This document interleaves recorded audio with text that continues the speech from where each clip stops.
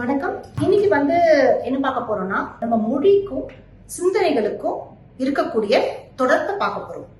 இப்ப நல்லா யோசிச்சு பாருங்க. இந்த ரூம்ல எலி கிடையாது. ஆனா எனக்கு எலினா பயம். எலி அப்படின்னு சொன்ன உடனே எனக்கு டக்குன்னு ஒரு பயம் வருது இல்லையா?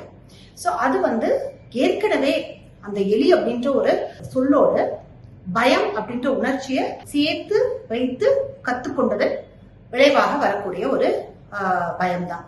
சோ இந்த மாதிரி நம்ம வளரும் போது நம்ம நிறைய விஷயங்களை குழந்தைகளாவே இருந்தே தொடர்ந்து கத்துக்கிறோம்.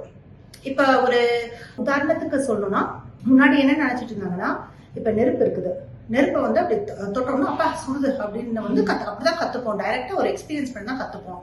அதே மாதிரி தண்ணி இருக்கு, இப்படி தொட்டோம்னா கோல்டா இருக்கே அப்படின்னு சொல்லி அப்படிதான் கத்துப்போம் அப்படின்னு சொல்லிட்டு யோசிச்சுட்டு இருந்தாங்க. ஆனா அதுக்கப்புறமா ஸ்டீவன் ஹேஸ் அப்படின்றவரு 1980களுக்கு அப்புறம் இல்ல அப்படி கத்துக்க மாட்டோம், நம்ம சுத்தி இருக்க விஷயங்களை ஒன்றோடு ஒன்று தொடர்பு படுத்தி தான் நம்ம கத்துப்போம். அந்த மாதிரி தொடர்பு படுத்தி கத்துக்கொள்ளும் போது நமக்கு அது மாதிரியான ஒரு கட்டமைப்பை நம்ம மனசுல ஏற்கனவே பண்ணி வச்சிருப்போம்.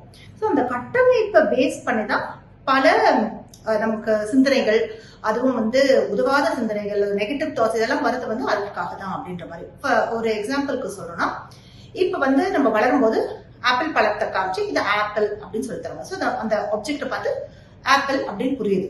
இப்ப வேற எதுவும் நாட்டுக்கு போறீங்க, வேற எதுவும் மொழி பேசுறாங்கன்னு வச்சுக்கோங்க. அந்த ஆப்பிள் பழத்தை எடுத்து அவங்க அந்த மொழியில ஒரு வார்த்தையை சொன்னாங்கன்னா, ஓஹோ அவங்க மொழியில இதுதான் ஆப்பிள் போல இருக்கு அப்படின்னு சொல்லிட்டு அந்த தொடர்பு படுத்தி நம்மளால புரிஞ்சுக்க முடியும். சோ அதே மாதிரி ஒரு கம்பேர் பண்ணி இல்ல டிஃபரன்ஷியேட் பண்ணி நம்மளால நம்ம புரிஞ்சுக்கிறோம். ஃபார் எக்ஸாம்பிள் பகல் இரவு அந்த மாதிரி இது ஒரு டிஃபரன்ஷியேஷன். சோ அவங்க அது ரெண்டுக்குமே தொடர்பு உண்டு. ஒண்ணு ஆப்போசிட் ஆஃப் ஈச் அதர் அப்படின்ற மாதிரி. அதே மாதிரி ஒரு பூனை, டைகர் இதெல்லாம் ஒரே மாதிரியான கேட்டகரியில வருது அப்படின்னு பூனை domestic animal, tiger wild animal அப்படின்னு ஒரு தொடர்பு படுத்தி பார்க்க முடியுது. சோ இப்படிதான் சில விஷயங்கள் நம்ம கத்துக்கும் போது கற்றுக் கொடுக்கப்பட்ட விஷயங்கள் இப்ப நீங்க ஃபெயிலே ஆகக்கூடாது அப்படின்ற மாதிரி ஒரு விஷயத்த கத்துக் கொடுத்திருந்தாங்கன்னா, ஃபெயில் ஆனா என்னென்ன கான்சிக்வன்சஸ் ஆகும் அப்படின்ற மாதிரி உங்க மனசுல ஒரு கட்டமைப்பை வச்சிருப்பீங்க. சோ அப்படி இருக்கும்போது அப்ப படிக்கிறதுக்கு கூட பதட்டப்படலாம். ஏன்னா ஐயோ ஃபெயில் ஆயிட போறேனே அப்படின்ற ஒரு எண்ணத்திலேயே அது போய் அட்டெம்ப்ட் கூட பண்ண முடியாத அளவுக்கு அந்த பதட்டம் அதிகமா இருக்கலாம். அதே மாதிரி ஒரு குழந்தை ஹோம்ஒர்க் போர் அடிக்குது அப்படின்னு சொல்லிட்டு, சரி போர் அடிக்கிறதுல என்ன பண்ணுது, சரி போர் அடிக்கிறதுலாம் அப்படி விட்டுற வேண்டியதா, இனிமேல் பண்ணக்கூடாது அப்படின்னு சொல்லிட்டு மனசுல பிக்ஸ் பண்ணிக்கிச்சுன்னு வச்சுக்கோங்க.